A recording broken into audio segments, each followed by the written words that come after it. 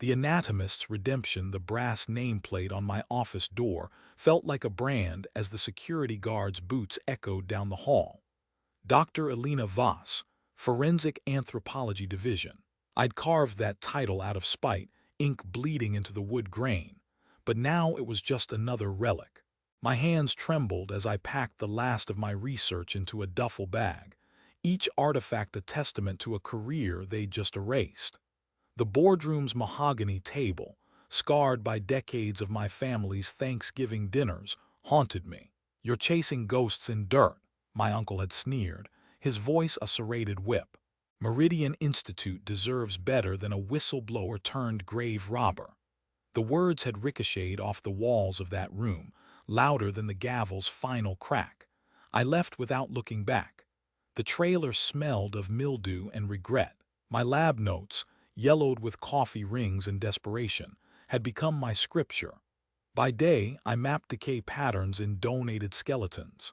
By night, I devoured every case file I could scavenge from the county morgue. My colleagues dubbed my work macabre hobbyism, and I let them. Every jeer was fuel. I needed no one's validation but the dead, who couldn't speak their truths. Then came the unmarked graves. A flood had unearthed a mass burial site in the Everglades, 23 sets of remains, each a missing persons case file. The locals had given up. I saw a calling. For months, I pored over teeth, bones, and soil samples, developing a technique that cross-referenced isotopic decay with historical migration patterns. It was madness, they said, a waste of time. But when the last victim's name, Maria Gonzalez, a girl who'd vanished in '87, surfaced through my method's precision, I knew the ghosts had finally found their voice. The headlines called it miraculous. I called it justice. 5 years later, I stood in Meridian's lobby, now a museum named in my honor. The plaque outside read, "Dr. Elena Voss Human Identification Center." My palms itched with the irony. Uncle Marcus had called me here tonight to settle old scores over his whiskey barrel voice.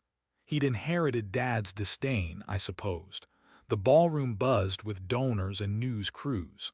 A screen behind the podium displayed my latest breakthrough, a facial reconstruction algorithm that had ID'd over 200 cold cases.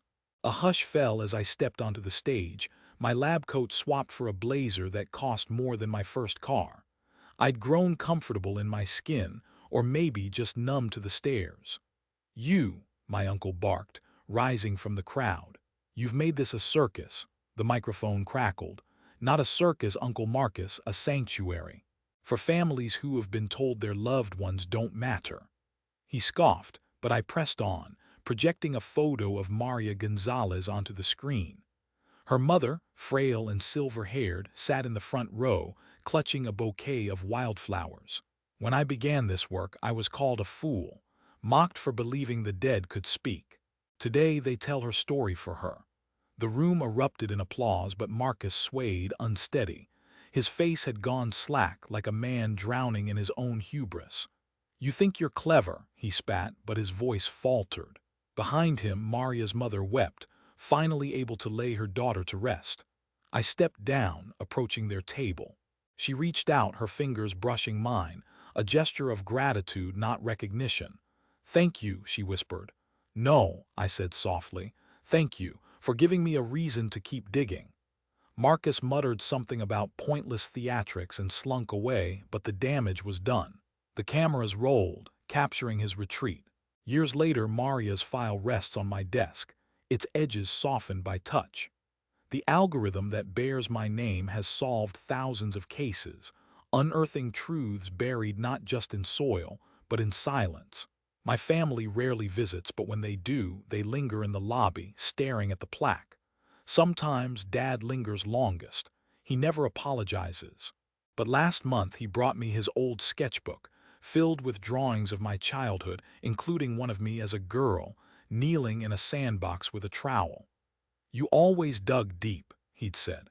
"I've learned that redemption isn't about vengeance. It's about taking the shards of doubt and building something unbreakable. The dead taught me that, how to listen, how to persist, how to rise.